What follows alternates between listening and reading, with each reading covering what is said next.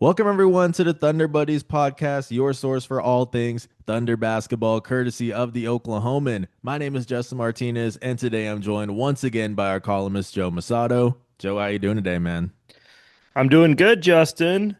Do the Thunder have a Spurs problem? How's that? How's that for a tease? That's pretty much the gist of this episode here. And I'm sure the basis of a lot of conversations for Thunder fans after last night's game. OKC suffered a 117 to 102 home loss to San Antonio. This is the third meeting between the two teams. San Antonio has won all three of them so far. Just pretty wild to think about for a team that was an OKC team that was just cruising through the rest of the competition. I mean, 24 and one start to the season, tied for the best in NBA history. And now, just like that, down to 26 and 5 with these three losses to San Antonio and only a 2.5 game lead over the Spurs as well in the Western Conference standings. Forget, 74 wins and stuff. This is a team that is very much in a battle for the first spot in the West. Joe, let's go ahead and just jump right into it. What kind of stood out to you specifically about last night? And then we'll go ahead and go bigger picture afterwards in terms of the matchup presents. I think what stood out, what really surprised me was just how, similar it looked to the first two matchups with San Antonio. I know, if you follow the NBA, you know that a lot of it I feel like it's psychological. It's like the Thunder has lost back-to-back games to the Spurs in big spots. Well, the first in a big spot in the NBA Cup in Vegas. Then um they get beat up pretty good down in San Antonio 2 days before Christmas. It all sets up for the Thunder to right the ship on Christmas Day on ABC to kind of shut up the Spurs talk a little bit and remind everyone who's king of the West. And then for OKC to get off to the start they did, 7 of 7, it's like that early barrage would like crumble lesser teams, I feel like. And the Spurs just sort of hung around, crazy shot making in the first quarter. And then I just thought there was more urgency with the Spurs. I mean, a lot of it is shot making. Like if the Thunder shoots that poorly on like corner threes, Alex Caruso is 0 for a million. You're probably not going to win.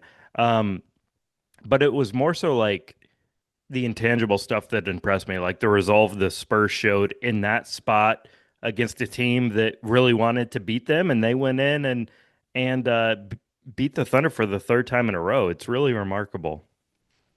Yeah, I'm right with you there. I think the composure of the San Antonio team was obviously, a lot of young guys on the squad, but they do have some vets and they really, have shown up in those big moments. You look at last night, De'Aaron Fox, I thought was just a calming presence the entire night. Super efficient getting to the rim. His mid-range pull-up was on point. Hmm. Three-pointers. You look at the previous game, another vet, Harrison Barnes, was scoring. I think he had like 20 some points in San Antonio. Even in the NBA Cup as well, they had some vets deliver. Like they have enough guys who have that experience on those sorts of stages who are able to kind of settle things down. But even just like Stephon Castleman has been consistently good. Dylan Harper has some really good stretches as well. Like it just seems like everybody is sort of rising to these occasions, kind of similar to like what we've seen out of OKC the past few years. Despite being young, they don't really seem bothered by the moment. We talked to Mark after the game. He mentioned that like um, even like the NBA Cup in itself is such a crazy, chaotic environment and stuff. And San Antonio seems so poised. Christmas Day was certainly the same way, especially the way OKC started. So yeah, this is a team that just it doesn't seem like it plays with a lot of fear. San Antonio doesn't. And that would be easy with the stage and also the opponent that you're facing. But it really does seem like, they are ready for these sorts of moments. I think another thing you mentioned, the 3-point shooting, that's kind of been a struggle like throughout all three games against San Antonio. OKC shot 28.8% from deep against the Spurs so far this season, 11 for 44 last night. I will say I think that they were able to get some better looks last night. They had a lot of like you mentioned corner threes. I think they went 1 for 13 in the Yeah. corner. A lot of good looks there, even above the break as well. Just wasn't able to cash in, but that's something you have to do against San Antonio because they obviously protect the paint so well. They got Victor Wembanyama down there. You got to be able to capitalize on threes. They weren't able to do that. So that is another thing they're going to have to continue to work on. They got two more meetings against the Spurs. They got a home game. I got it right here. A home game against San Antonio on January 13th, road game on February 4th. But when that does come, what are some of the things you think they're going to have to work on? First, I mean the defense has to be better against the Spurs, and it's crazy to say because the Thunder is still the best defense in the NBA by far. But you look at it, basically their two worst games, by opposing field goal percentage has come against the Spurs. Um, so on Tuesday night in San Antonio, Spurs shot 57%. That's the highest percentage the Thunder's allowed all year. On Christmas, they allow 54%. That's second highest. The Thunder hasn't allowed an opponent to shoot above 50% in any other game this season. And the Spurs have done it twice now. And I thought De'Aaron Fox was the best player on the floor last night, just, attacking the paint. And this wasn't really Victor. I mean, he did most of his damage from kind of the mid range or from the 3-point line. It was Fox getting downhill. It was Harper finishing around the rim, which is just incredible as a rookie. Just his feel and strength around the bucket. It was Castle.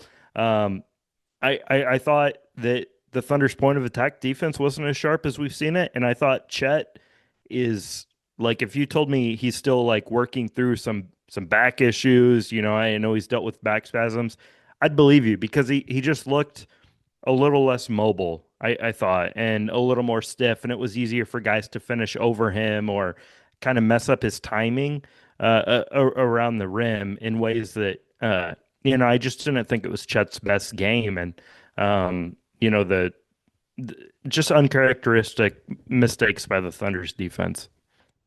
Yeah, he was also dealing with an illness. The Yeah. previous game against San Antonio, Mark had talked about that, saying he was pretty sick. I think he was listed as questionable initially, ended up playing through it. But yeah, you're definitely right. I think the paint defense specifically, they had some breakdowns there. San Antonio was able to get into the lane way too easily. Jada would talk about it after the game that they kind of let their own missed shots affect the way they play defense on the other end. On the next possession, and we saw that a few times where like OKC would miss a wide open three last night. San Antonio gets the board and just gives it to like De'Aaron Fox or Stephon Castle, Dylan Harper, and they just run up the floor and get an easy transition fast break layup. Like those are just things you don't really see too much out of OKC, but you could tell that like their own missed shots was sort of affecting that. And just to look at the numbers in terms of points in the paint defense, OKC had given up an average of 38.2 points in the paint against every other team in the NBA this season, which was the lowest average. But against San Antonio in its three meetings, it gave up an average of 51.3. So 13 more points in the paint per game against the Spurs. And a lot of that was, like I said, just easy, fast break buckets, just uncharacteristic, like you mentioned, from OKC. I think another thing was also just on offense or on defense for OKC. They weren't able to turn San Antonio over as much as they normally do for so many teams. OKC had forced an average of 18.3 turnovers against every other team in the NBA, but against San Antonio, only 13.3. So that's a credit to, the guard play that the Spurs have. De'Aaron Fox has been taking really good care of the ball. Stephon Castle hasn't really been, too affected by the pressure. Dylan Harper, young guy, his composure, super impressive as well. So that's another thing that stood out to me is just we haven't really seen them be able to, turn their defense into offense as much as they usually do. Yeah. Excuse me. Fox, Harper, and Castle, those three guys combined were 11 of 13 at the rim, which is just incredible. And, like Shea was last night at the rim, 2 of 4. I mean, that's just such a low number just by volume alone, keeping him away from the basket. But yeah, you're right. Turnovers. The Spurs are one of the few teams equipped with enough ball handlers, I think, to handle the Thunder's pressure. Um, and you look at it, it's like, yeah, they got a whole bunch of guards who can handle when they're all healthy. But at the same time, two of those guards are, a rookie and a sophomore. You trust Fox back there, but I just am blown away by the maturity like Castle and Harper have shown.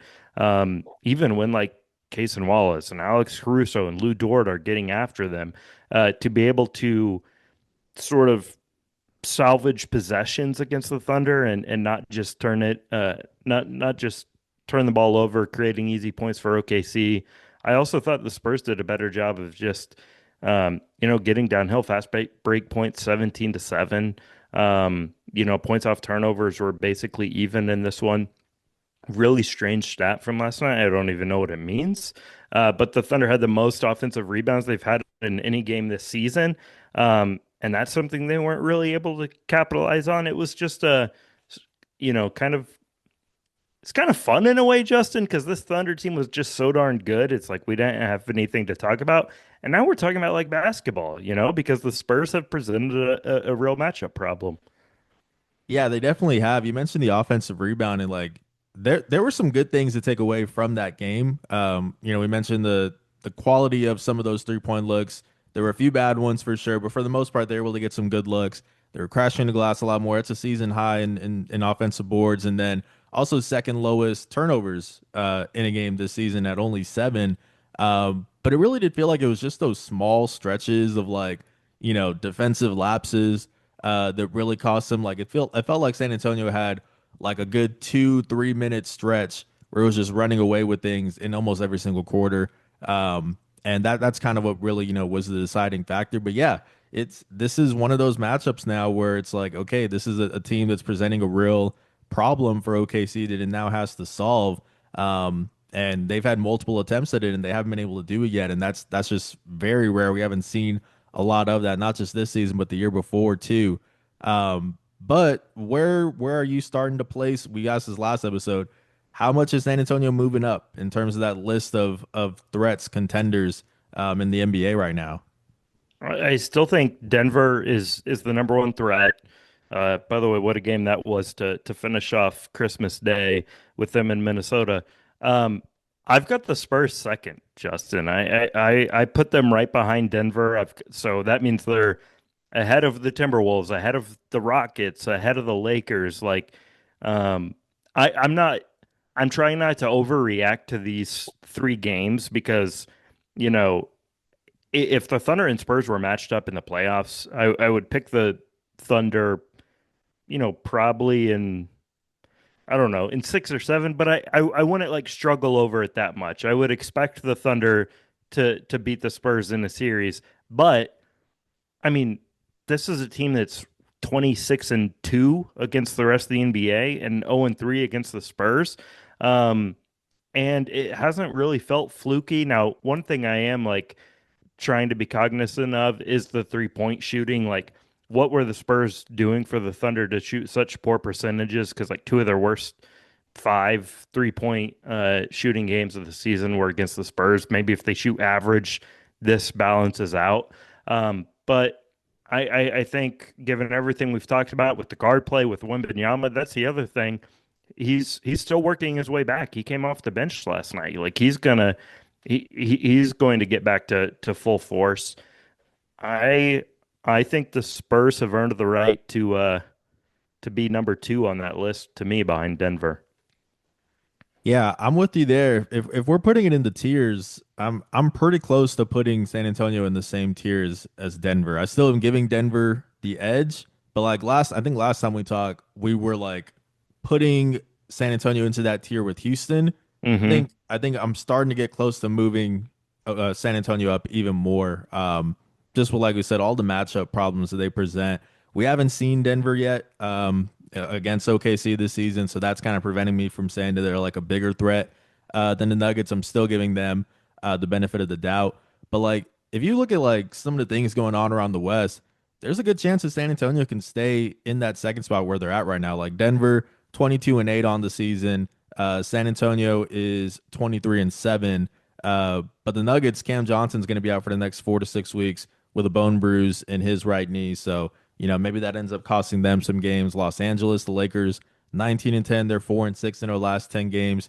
JJ Redick was just talking in the post game interview yesterday about how like guys just don't want it bad enough. Like they got some stuff they're trying to work out right now. Houston 18-10. They're 5-5 in their last 10 games as well. like Minnesota is climbing up there. I'll say that. They obviously beat OKC recently, 7-3 in their last 10 games. They've been playing some really good basketball. Anthony Edwards, especially. So there's definitely some other teams there, but yeah, I'm starting to get to that point now where I think San Antonio is as big a threat as any in the West. I think they're just a step below Denver, and they might be able to move up there pretty soon. But that's kind of where I'm at with it in terms of like the Eastern Conference teams. I don't know where are you kind of putting New York in those tiers if we're having to expand it to the whole league, I would, and Detroit too. yeah. So I think I still have Denver in a tier of their own. And then I probably would have San Antonio and New York in a second tier. Maybe I'm too high on the Knicks. And then I would have like Rockets, Wolves, Pistons, I guess.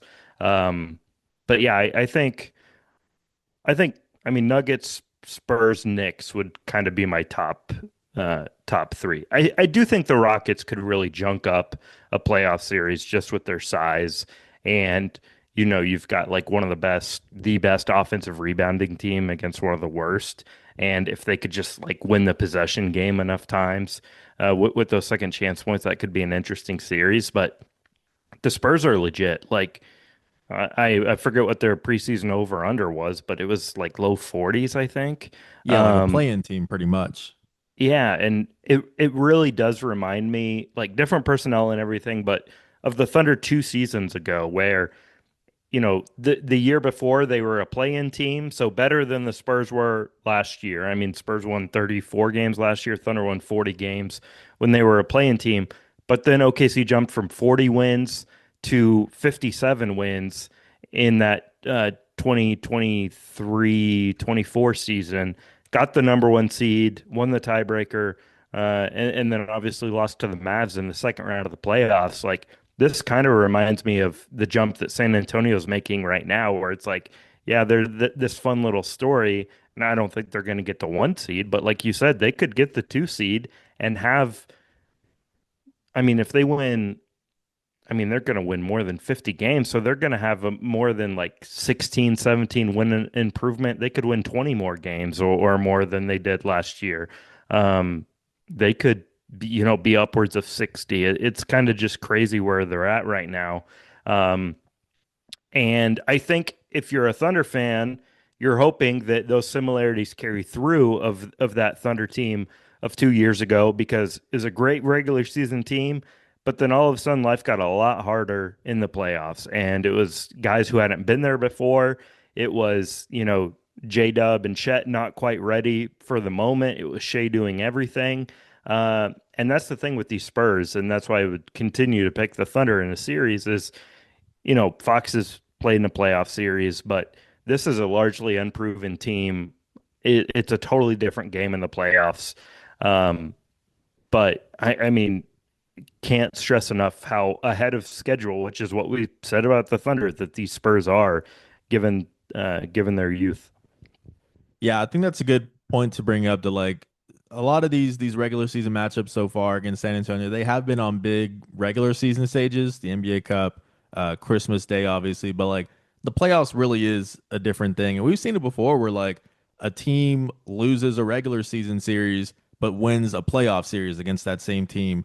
Or even if they get swept, which OKC hasn't yet as of right now, they have, but they got two more meetings against San Antonio.